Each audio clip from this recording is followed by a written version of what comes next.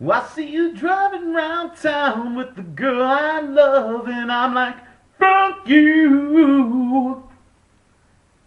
Hey. Anyway, throwing that out there. This is the Afterfight Afterthought for the Manny Pacquiao and Antonio Margarito fight, and obviously I'll start with the winner, which is the Afterfight, and then end up with the loser, which is the Afterthought. And I go through the beginning, during, and after the fights between each fighters, and at the end I give my thoughts on who they should be fighting next, what's in their future, that kind of stuff. Been doing it for about a year and a half now. If you watch my videos, you know what I'm doing. Obviously, we're starting out with Manny Pacquiao in this. He is the winner of the fight. And going into the fight, you start thinking, who's left? Who does he have to prove himself to? You start thinking, well, he still hasn't fought Mosley, and then Mosley goes ahead and throws that stink bomb out there with the draw with Mora. And that kind of took him out of the equation.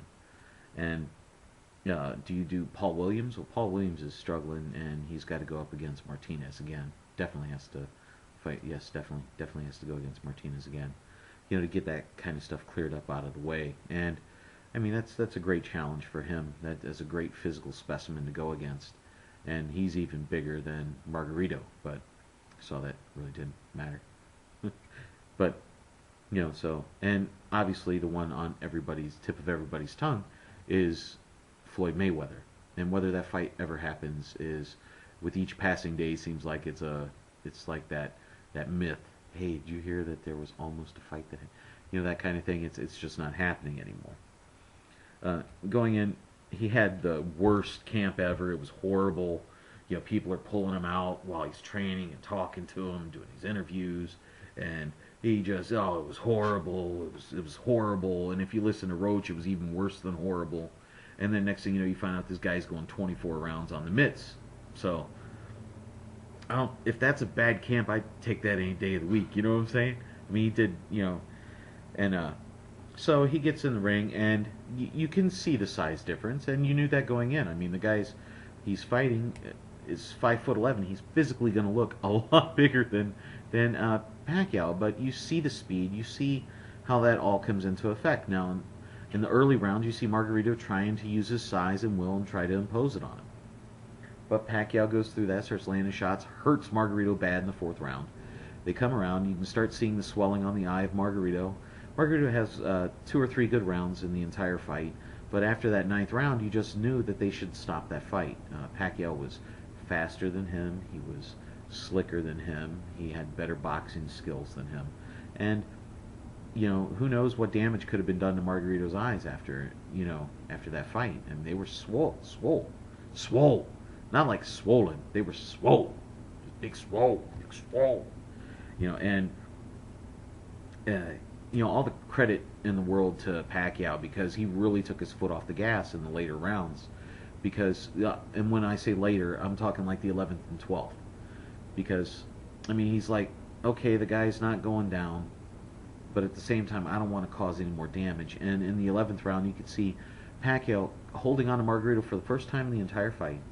And you could see that he just did it because he didn't want to hit him anymore. I mean, he motioned to the ref. Absolute class by Pacquiao. The more you watch him, the harder it is not to just tip your hat off to him and say, you're a hell of a guy, and if I'm half the dude you are, that'd be pretty awesome. That kind of stuff. So, obviously after the fight, who is left? And Mayweather, and that's really it. I mean, he doesn't have to fight the big guy anymore. He fought Margarito, right? I mean, he fought a dude that could fight just about at light middleweight.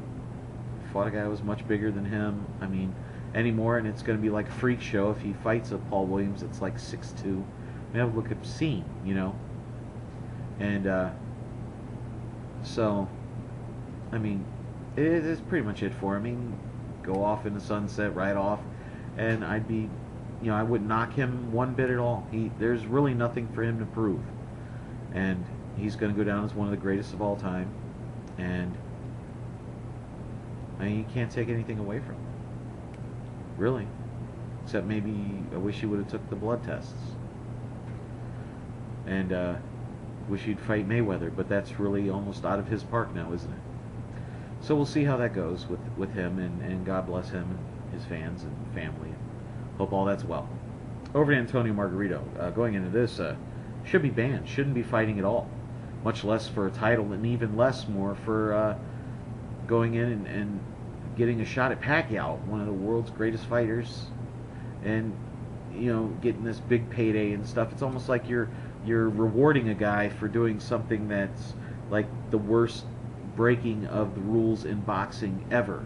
I mean, you come in all coked out and steroided up, all that crazy stuff is one, but when you load your gloves or you're involved in something like that, that is like the next level. That's you're not just kidnapping somebody, you're doing other things to them at the same. You know what I mean? It's like it's like the black mark. You can't really get any worse than that. I mean, throwing a fight isn't as bad as loading your gloves. So coming into that, I mean, he's the bigger guy. He's going to do this. He's going to impose his will on him. And there were people that actually thought he was going to win. I definitely wasn't one of them. But they're on record, and they thought that Margarito's size and all this stuff, and they're buying into the hype that Margarito has a shot, and Margarito believes it. And you know what? You think it, you exude a confidence or whatever, then your fans start exuding that confidence. You build off of them, they build off of you. It's like this circular effect. Audley Harrison's great at it. And he gets in the ring and he starts going up against Pacquiao. And the first round was a feeling process. He realizes he's starting to see that speed. He's like, oh crap. So he goes in and he tries to impose his will in the second round and looks decent at it, but he's getting tagged with some solid shots. And every time he throws one, he's getting hit with two. And comes that fourth round, and all the smiling after he gets hit and stuff suddenly disappears because he actually gets hurt by Pacquiao. And you can see him going in there, and he's fighting through it, and he's doing what he can. His eye is starting to swell as the rounds go on. He has one or two decent rounds, but really it's just chasing. He's like trying to chase a really quick hummingbird or something. And every time he gets near him, that hummingbird changes, turns into, I don't know, a wasp, a hornet, whatever you want to say, and stings the crap out of him and gets away, and he just can't catch up. He can never catch up. And that eyes start getting worse, but he's still fighting through, and he shows incredible heart and everything. And I've never doubted Margarito as a fighter. Well, I've never said he was a great fighter. I never said he was a very good fighter. But I've never doubted him as a fighter. I've never questioned his heart, if that makes any sense. But comes in, he does all that, goes above and beyond. He's hurt in the 10th. You can tell he's just barely hanging on in the 11th.